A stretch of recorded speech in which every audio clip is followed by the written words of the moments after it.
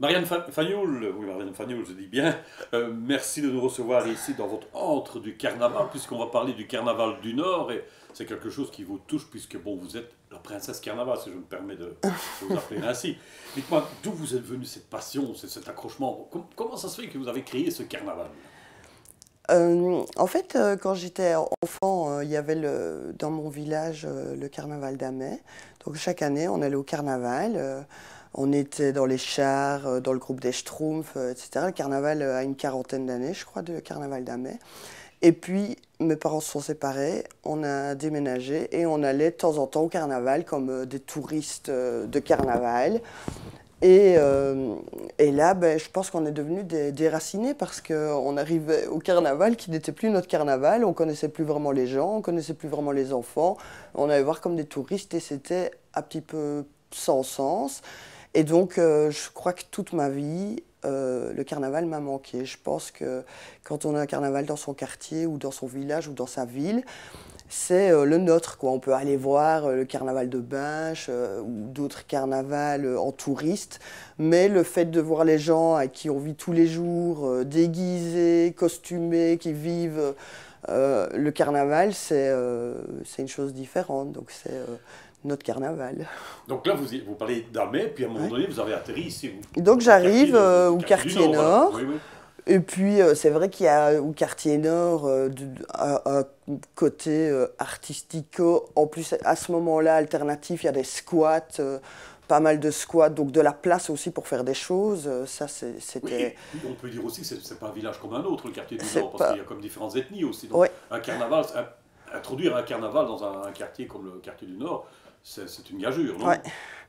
Oui, il y a beaucoup d'associations Mhm. différentes, d'associations de la ville, d'associations politico-résistantes, artistiques, Ouais. etc. Et que beaucoup, hein, je pense qu'il doit y avoir une quarantaine d'associations au quartier nord, quelque chose comme ça.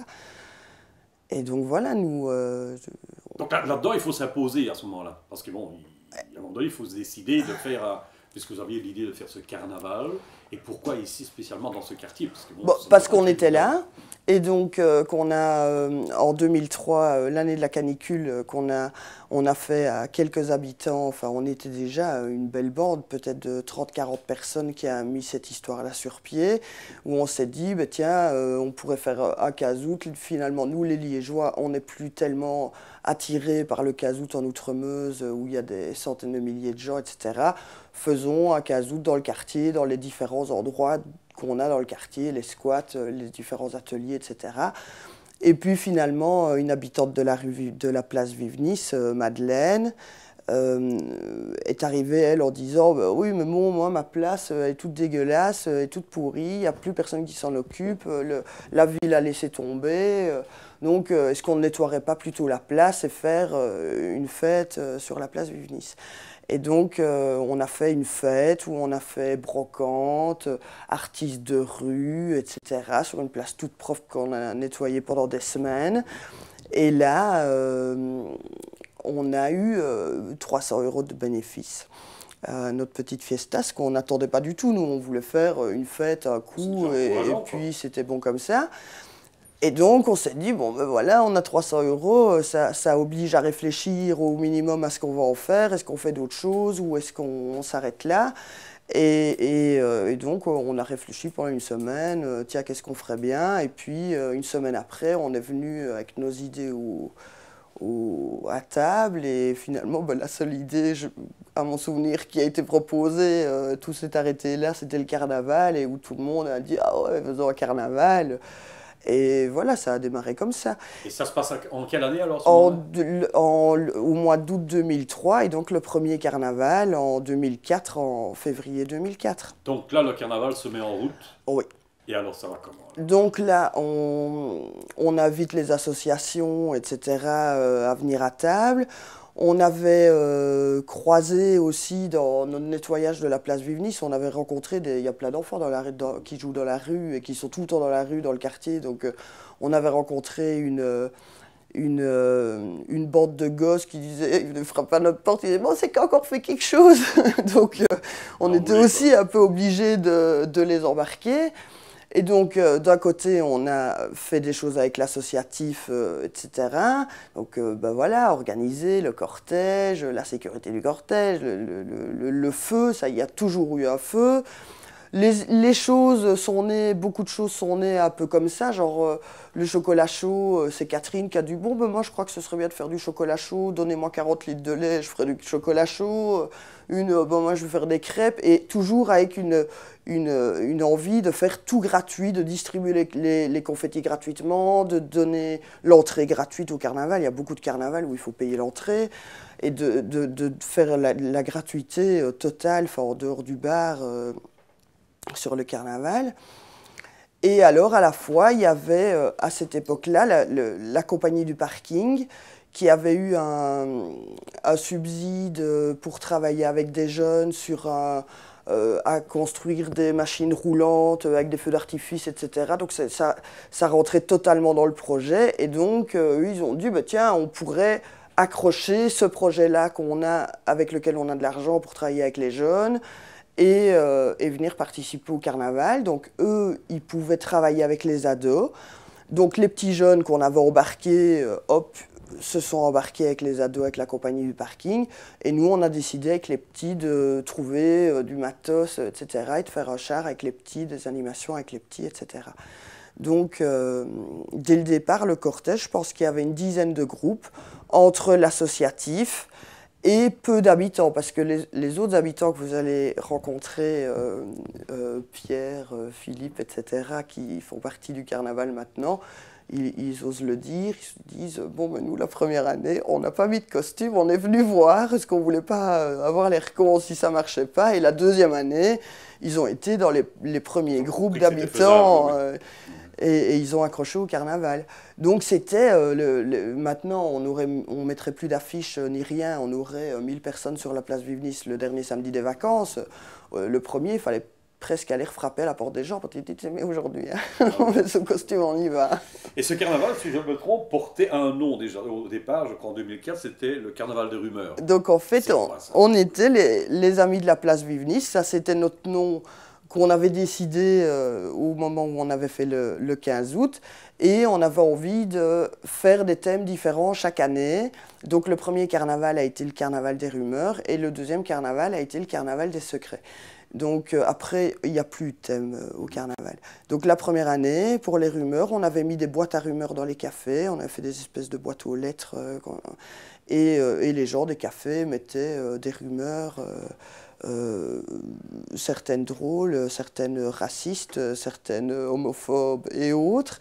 Donc on a fait là-dedans une sélection, et on avait fait une grande boule en métal avec des morceaux de baffle accrochés. On avait fait un enregistrement de toutes ces rumeurs, et les rumeurs ont été projetées de manière auditive sur le grand char qu'on avait. Juste revenir sur un mot que vous avez lâché comme ça dans votre conversation, le mot qui n'est peut-être pas toujours approprié. Vous avez parlé de racisme, et malheureusement, je crois que dans le quartier du Nord, on peut être confronté à ce genre de situation. Ouais. Alors qu'en est-il du carnaval, justement, parce que les différentes ethnies sont là, les différentes croyances, les différentes pratiques, c'est pas évident aussi? Je crois qu'il n'y a pas de il y a des gens qui auront toujours des problèmes à être racistes avec leurs voisins, mais autrement, au niveau du carnaval, je crois qu'il n'y a pas dans le cortège de problème du genre. Si les gens ont envie de venir dans le carnaval, ils viennent dans le carnaval, et il n'y a jamais eu de rejet. Toutes les obédiences font partie du carnaval. Donc. Oui, je crois, sans problème. Ouais. Ah oui, ça c'est bien. Oui. Ouais. Oui, et puis l'associatif draine aussi des gens, de toutes les ethnies, de toutes les sortes et de toutes les couleurs. Donc voilà, déjà quand la Bibi vient, on sait que dans les gosses, il y a peut-être déjà 15 nationalités qui sont là. Donc voilà, c'est comme ça. Hein, on vit au quartier Nord, c'est comme ça. Il y a 93 nationalités, je pense, dans le quartier. C'est pas mal. C'est pas mal. Le carnaval a quand même sa place, et tout le monde, beaucoup de gens malgré tout participent à ça. Ouais. Alors bon, il y a les chars, on a parlé des chars, les costumes, etc. Chacun fait son costume, ou bien... Donc, de manière générale, chacun fait son costume. Il y en a des plus doués que d'autres qui peuvent aider éventuellement les autres. Mais voilà, je crois que chaque année, les groupes décident de ce qu'ils vont faire, et réalisent. Il y a par exemple les Rouges cette année, les Diables, ils font des ateliers couture, je pense toutes les semaines, et ils font, voilà, celles qui savent cousent, et celles qui savent couper, coupent. Est-ce qu'il y a des groupes qui sont habillés de la même façon comme dans d'autres carnavals en général? Bien souvent, il y a des groupes qui sont tous habillés de la même manière, par exemple. Les Rouges cette année, nous au premier et deuxième carnaval, on avait fait un groupe, on s'appelait les Torturateurs, donc on avait menacé en disant, bon ben voilà, tous ceux qui ne seront pas déguisés vont passer un sale quart d'heure. Donc la première année, on n'était pas hyper moderne, on avait une petite chaise roulante, on avait de l'argile, on attrapait les gens, on les mettait dans la chaise roulante, on les couvrait d'argile, on leur lançait des confettis, alors ça collait, ça faisait un effet incroyable. On disait, ferme ta bouche, on lançait les confettis.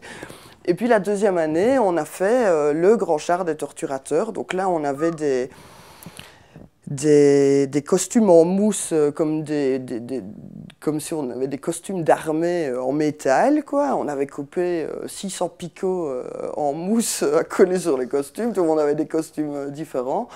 Et là, on avait un grand char et on avait des énormes roues. On accrochait les gens sur les roues, ceux qui n'étaient pas déguisés seulement. On accrochait les gens sur les roues, on faisait tourner les roues, et puis après, quand la roue s'arrêtait, on les peignait par en haut, j'étais au-dessus des roues, je les peignais, et puis je leur disais, ils étaient comme ça, je leur disais, bon, l'année prochaine, tu prendras un costume. Et ils disaient, oui. Je crois qu'ils n'avaient pas fait autre chose. Et alors, dès qu'on débarquait les gens, il y avait plein de gens autour du char, et quand on débarquait la personne, qu'on la détachait, tout le monde s'éloignait du char, et puis quand on avait rattrapé quelqu'un, tout le monde revenait, parce que c'était quand même une fort belle animation. Et donc voilà, c'était un peu le truc de dire... venir déguisé au carnaval. Voilà, de dire aux gens, venez déguiser, quoi. J'ai entendu parler aussi dans votre carnaval, dans cette organisation dont on parlera certainement encore, le nom de patate qui vient de temps en temps, c'est quoi ce truc? Alors, moi je ne fais pas partie de cette équipe qui a créé le folklore du carnaval, mais vraisemblablement, on raconte qu'il y aurait eu un carnaval à Liège, ça personne ne dit le contraire, il y aurait des preuves de carnaval dans différents endroits de la ville, etc. Et qu'à l'époque, les gens n'avaient pas beaucoup d'argent et se faisaient des costumes en sac à patates. Et donc, le Carnaval du Nord, donc le carnaval, il s'est toujours appelé Carnaval du Nord. Un moment, après quelques années, le carnaval a porté aussi un deuxième nom, donc il porte deux noms maintenant, qui est le Carnaval des patates. Vous avez parlé de folklore tout à l'heure. Est-ce qu'on peut dire que le Carnaval du Nord, le Carnaval des patates, puisqu'on l'appelle ainsi maintenant, est-ce qu'il peut rentrer dans un certain folklore? Est-ce qu'on peut le situer dans le mot folklore? J'espère. En tout cas, c'est vrai que dès le début, dès la première année, il y avait une envie de créer du folklore, de faire un peu comme si on existait depuis 300 ans et qu'on serait là les autres années. Bon, évidemment, une première année, en 6 mois, riff-raff, c'était un peu difficile d'avoir beaucoup de choses à offrir. Donc il y avait quand même déjà une envie de faire une fanfare, parce que c'était très difficile de trouver des fanfares pour jouer dehors et pour marcher. C'est super compliqué. Il y avait des envies de créer des personnages, etc., de créer des choses, des groupes, mais c'est vrai qu'on était un petit peu... on n'avait pas trop d'argent, on n'avait pas trop de temps, et il y avait déjà beaucoup de choses à faire, donc on a laissé un peu ces choses-là se faire tout doucement, et au fur et à mesure des carnavals, le folklore s'est créé, Leoncini s'est né, je pense au 4e ou 5e carnaval, il est quand même un personnage important du carnaval. Justement, parlons-en de ces personnages, justement. Donc, Leoncini, c'est un enfant, enfin, il est né en 1475, j'ai appris cette semaine ça, il est né le 31 février 1475, il est le fils caché de Tchanché, on ne peut pas le dire à Nanès. Ah, il en a plusieurs? 33, je crois. Ah, ça, je ne savais pas. Donc voilà, Leoncini est là, dans le quartier, pour aider les enfants à attraper le ministre et à brûler le ministre, à l'amener à son procès jusqu'à le ministre-hiver. Et donc, voilà, au fur et à mesure des années, il y a eu la création du ramdam des écoles, il y a eu plusieurs ramdams, donc le ramdam des cafés, mais maintenant on a arrêté parce que c'était pas très porteur. C'est quoi le ramdam? Donc les ramdams, le premier ramdam était jusqu'à cette année le ramdam des cafés, donc on passait avec la fanfare dans tous les cafés du quartier, et pour annoncer le carnaval. Donc ça, c'était la première activité qui annonçait le carnaval. Et puis alors après, quelques semaines après, on fait le mardi avant les vacances de carnaval. On va dans toutes les écoles avec la fanfare et Léon Chinis. Et là, Léon Chinis invite les enfants à venir l'aider à attraper le ministre et à le prévenir si on le croisait avant le jour du procès. Et le mardi d'après, donc le mardi gras, qui est le mardi des vacances, là, on donne rendez-vous aux enfants sur l'esplanade Saint-Léonard, donc aux enfants du quartier qui peuvent être déguisés, enfin on essaye qu'ils se déguisent en tout cas, et on fait les rues, donc là on ramasse on frappe aux portes, et non seulement pour demander si personne n'a vu le ministre, mais aussi pour récolter des œufs, de la farine, du lait et des patates pour faire les crompettes. Et donc on revient avec des brouettes remplies d'ingrédients pour les crêpes. Je pense qu'on fait 1500 crêpes maintenant. Je pense qu'au premier carnaval c'était peut-être 100 ou 200, peut-être 200. On fait 1500 crêpes qui sont distribuées aux enfants le jour du carnaval, aux enfants ou aux adultes, à ceux qui veulent. Et donc ça, c'est le ramdam du ministre, le mardi gras, qui se termine par le procès du ministre, donc où les enfants viennent dire ce qu'ils lui reprochent, donc entre autres qu'il fait froid, qu'il y a de la neige, etc. Cette année, évidemment, c'est un peu plus compliqué, mais aussi les problèmes qu'ils rencontrent. Il y a des enfants qui montent sur la scène, qui disent « cette année, ma maman est morte » ou « mon grand-père est mort ». Enfin, c'est aussi ça, un carnaval. C'est effectivement brûler le mauvais temps, mais c'est aussi brûler son hiver personnel, chacun le sien, quoi. On a tous nos petites souffrances de l'année, quoi. Et donc voilà, le procès se passe à la brasserie, les enfants disent leurs problèmes, c'est un petit peu théâtral, le ministre a un avocat, etc. Il essaye de se défendre quand même. Il essaye de se défendre avec Maître Baratin. Et ça ne marche jamais, parce qu'il finit toujours pareil sur le bûcher. Donc il est condamné chaque année à la même chose, c'est-à-dire à être traîné devant les gens du quartier pendant le cortège, et puis à être lapatatisé par les enfants. Donc on lui lance des patates, et puis on le brûle. Lapatatisé. Lapatatisé. C'est un beau terme. Lancer de patates. Ouais, c'est bien, c'est bien. Vous avez parlé de crêpes tout à l'heure, mais juste avant, vous avez parlé de crompettes. Oui, alors les crompettes, ça c'est la recette du carnaval, hein, qui date comme le carnaval du Nord, de 300 ans.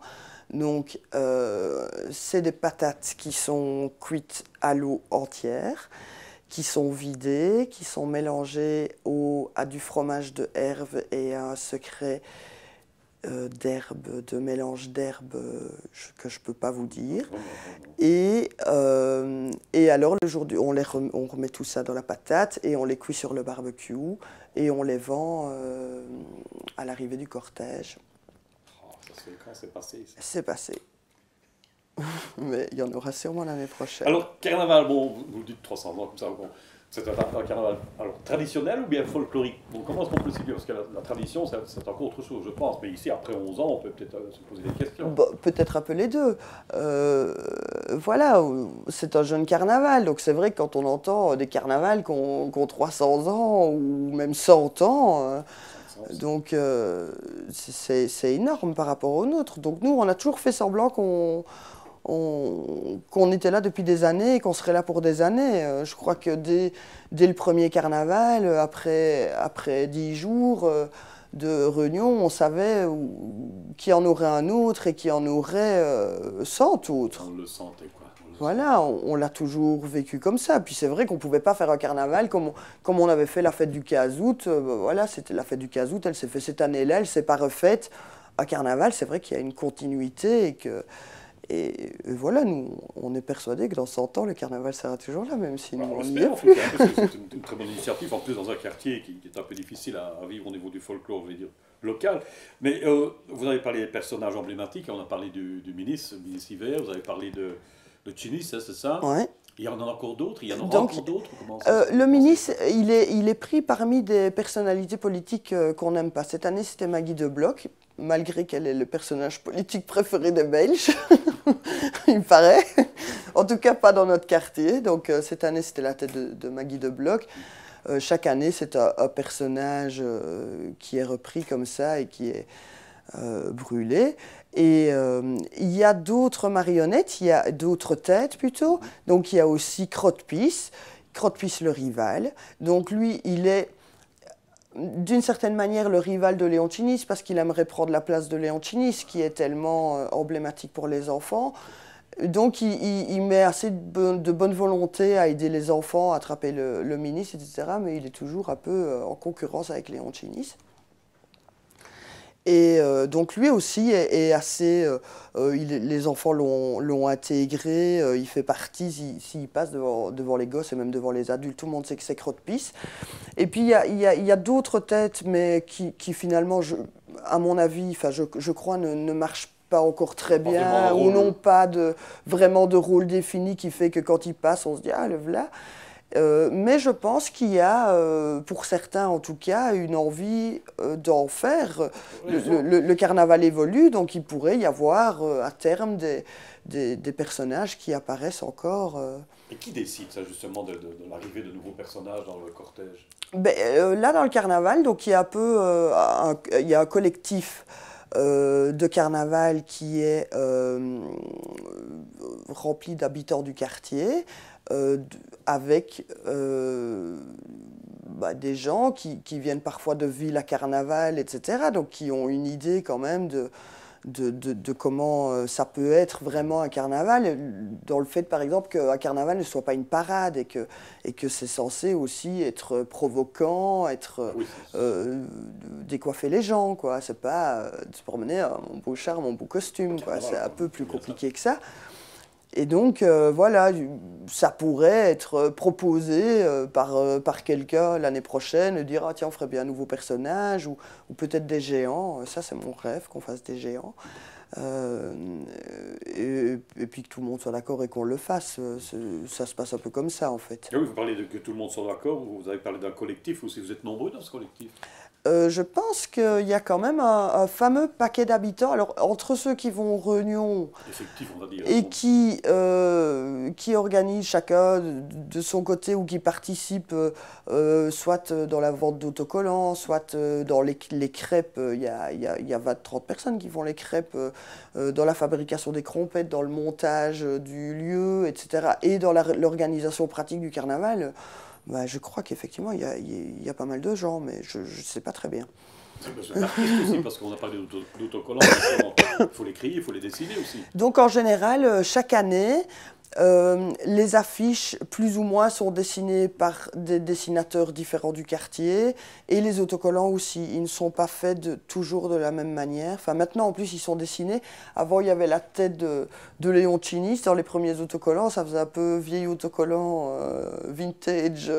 Mais moi, mon avis sur ça, c'est que c'était pas spécialement beau comme autocollant, mais en tout cas que ça a apporté Léontinis avec ses... parce qu'il est né en 1475, donc quelque part c'est que sûrement le carnaval, pas loin non plus. Donc ça a amené le Léontinis dans la tête des gens, qui est quand même devenu le personnage qui marche au carnaval.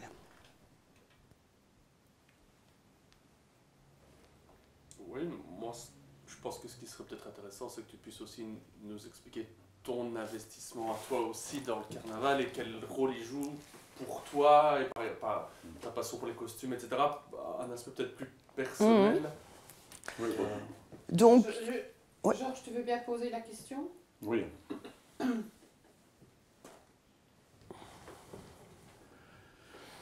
Marianne, on a parlé du carnaval en soi, l'organisation, etc. Mais vous, là-dedans, vous vous situez où et votre investissement? Parce que j'ai l'impression que ça prend pas mal de temps. Donc, moi, au départ, j'étais vraiment dans la bande qui faisait le carnaval et qui organisait, qui demandait l'autorisation, etc., etc. Maintenant, je le suis un peu moins, enfin, d'une manière, quand même, oui, mais moins. Par contre, je joue dans la fanfare du Nord. Donc, la fanfare a été créée, on ne sait plus très bien quand, en fait. Depuis une semaine, on essaye de savoir quand, etc. On ne sait pas, donc sûrement 1475 aussi. Depuis quelques années, en tout cas, s'est créée la Fanfare du Nord. Donc au début, elle répétait 3 mois avant le carnaval. Il y avait, je pense, la première année, 3 morceaux, la danse des canards, la chenille et les patates, évidemment, qui est la chanson du carnaval. Et puis d'année en année, elle s'est étoffée, puis il y a eu une envie de répéter un peu plus, etc. Et donc voilà, moi au début j'allais à la fanfare et j'allais jouer de la cloche et du tambourin pour les soutenir. Et puis on a décidé de faire une fanfare un petit peu plus sérieuse, alors je dis bon bah je veux jouer de la trompette alors. Bon, c'est bien, et donc j'ai appris à jouer de la trompette pour jouer de la fanfare du Nord. Donc cours de solfège, tout ce qui va avec Non. À la fanfare, il y a des musiciens, des vrais musiciens, des gens qui font de la musique depuis 30 ans, et puis il y en a d'autres comme moi qui ne sont pas des musiciens. Et donc les musiciens se sont chargés des non-musiciens. Et donc comme on a un trompettiste, un vrai trompettiste expérimenté dans la fanfare, il nous a appris à ceux qui commençaient l'instrument. Et donc finalement, il y a un assez juste équilibre à la fanfare entre des vrais musiciens et puis des débutants comme moi. Comme je sens un petit peu là, votre attitude, votre investissement, vous êtes dans le carnaval, vous y êtes tous les jours, non? C'est vrai que nous la vérité. Ça peut-être, on ne s'attendait pas à ça. Moi, mon avis sur le carnaval du Nord, c'est que je crois qu'il a changé d'une manière la vie du quartier et peut-être la connexion entre les gens. C'est vrai que on peut se rencontrer, pas du même milieu, pas de la même couleur, pas de la même langue. Il y a toujours un moment où le carnaval, ça peut être un point commun de départ, parce que moi je pense que c'est mon carnaval, mais je dois bien avouer que c'est pas que mon carnaval, c'est le carnaval personnel de énormément de gens. Donc c'est une connexion, le carnaval. C'est vrai que ça... On en parle tous les jours dans le quartier, de l'ancien, du futur, du nouveau, de costumes, de trompettes, de fanfares. Il y a toujours... Le carnaval est présent tout le temps dans le quartier. Et je pense aucune fête, même s'il y en a des chouettes, aucun événement n'a cette place-là dans le quartier. Oui, donc c'est quelque chose qu'on en parle, comme vous dites si bien, on en parle tous les jours. Et vous, à plus forte raison, vous voulez aussi que ça continue. Oui. La recherche d'idées, certainement aussi. Allez, dites-nous tout. Allez. Et donc, voilà, on essaye de créer des choses, créer des groupes, de se rendre compte, de dire, tiens, cette année, il y avait ça qui allait pas. Par exemple, un problème de cette année qui se rencontre pour la première fois, c'est qu'on s'est retrouvé avec 2 groupes qui ont les rouges 70 personnes, alors qu'avant, pour avoir 12 personnes dans un groupe, c'était pas si évident que ça. Donc cette année, paf, 70 personnes dans le groupe des rouges, et les diables. Et à l'école Vieille Montagne, une maman a dit tiens, il n'y a pas de groupe à Vieille Montagne, et si on faisait un groupe, en 4 jours, il y avait 85 personnes inscrites. Ouais. Donc là, on commence à se retrouver face à un autre problème, qui est la taille des groupes. Parce que c'est vrai que si les pirates, l'année prochaine, sont 120... Oui, parce qu'on a déjà une idée. Le dernier carnaval, par exemple, en 2014, combien de personnes il y avait à peu près? Comme ça. Je ne sais pas. Non. Peut-être que certaines personnes ont compté, mais je ne sais pas. Moi, je ne vois même jamais le cortège, en fait. Non, vous êtes dedans. Oui. Mais tout le monde est dedans. Et ça, je crois que c'est une chose unique au Carnaval du Nord, c'est qu'il n'y a pas de public et que tout qui participe au carnaval et est costumé participe au cortège. Et par exemple, cette année, on s'est rendu compte par des courriers qu'on a reçus sur notre adresse Facebook Carnaval du Nord, qu'il y a des groupes qui viennent participer, qui demandent des détails, quand ça commence, quand ça finit, et on ne les connaît pas. Ils viennent d'autres quartiers, des associations, on ne sait pas, et on se disait même, on ne pourrait même jamais les compter, on ne sait pas. Mais ce que vous venez de dire là, ça veut dire que ce carnaval a déjà un succès quand même, puisque les gens viennent participer, ouais. Puisque c'est ce qu'on vient de dire. Oui. Alors, il y a un peu une crainte. Nous, depuis le début, on a toujours dit on est le Carnaval du Nord, on n'a pas d'envie de devenir le Carnaval de Liège. Malheureusement, ben, il faut bien constater que c'est un peu en cours de devenir comme ça. Il y a le Carnaval de l'Est là, qui est en train de se créer à l'Est et qui avait sa 3e édition cette année. Donc nous, on les soutient plutôt en se disant ben, que chacun crée son carnaval dans son quartier. Il y a un carnaval en Pierreuse, mais qui est un carnaval plutôt pour les enfants. En plus, Pierreuse, pour aller faire rouler des chars, etc., c'est quand même... donc là, eux, ils montent au terrain d'aventure et ils font un feu avec les enfants et ils brûlent le bonhomme hiver. Il y a un carnaval au Laveux, qui est aussi un carnaval d'enfants qui naît de l'école. Enfin, je ne sais pas s'il se fait encore. Et alors, il y a un carnaval à Droix, on est allé une fois jouer là avec la fanfare, on ne le savait pas, mais qui a aussi... une dizaine d'années, mais qui a lieu un mercredi après-midi et qui est vraiment l'associatif des enfants. On voit bien que c'est les maisons de jeunes, les ateliers créatifs d'enfants, etc. Il n'y a que des gosses. Mais il y a du monde, hein. Il y a quand même une ambiance. Donc voilà, c'est vrai que nous, on a plutôt envie d'imaginer qu'un jour, chaque quartier, parce que on a besoin du carnaval, tous les gens ont besoin d'un carnaval, c'est une chose importante, je pense. Et on a besoin tous de racines. Et donc, il n'y a pas lieu d'aller faire un carnaval qui n'est pas le sien. Enfin, c'est chouette de venir au Carnaval du Nord s'ils ont envie, mais chacun ferait mieux de créer son carnaval dans son quartier. C'est faisable. Comme ça, c'est bien, quoi. Bon, mais enfin, bon, ici, mon Carnaval du Nord est quand même planté maintenant depuis plus d'une dizaine d'années, donc là, ça roule, quoi. Ouais. C'est vrai qu'on ne s'inquiète pas de savoir s'il va y avoir du monde ou pas. Ça, ce n'est plus une inquiétude du tout, quoi. Non. Ça fait plaisir, ça fait chaud au cœur quand même. Bien sûr. Même votre venue, ça fait chaud au cœur. C'est vrai que bon, ça n'a pas été évident pour démarrer, puisqu'on en a parlé un petit peu avant de commencer. Mais maintenant, vous me dites que bon, voilà, c'est établi. C'est là, ouais. Ça fait partie. Ça devient traditionnel. Ouais. Ça devient traditionnel. Ouais. C'est quelque chose qui rentre vraiment dans les mœurs maintenant du quartier. C'est magnifique, je pense. Ouais. Nous, on pense aussi. Surtout connaissant le quartier en tout ça, non, c'est ça. Ouais. Monsieur le directeur. Magnifique. Carnaval, oui. Oui, non, je pense qu'on est... On a tout, hein, on a beaucoup. Hein, c'est vraiment très, très... Elle parle un petit peu, c'est bien. Pas trop timide pour parler. Non, mais ça, c'est bien, parce que bon, quand il faut chaque fois... Oui, pardon. Alors, oui. Marquis sur autre chose, tu ne veux pas dire merci? Mais je vais lui dire merci à Marianne, oui.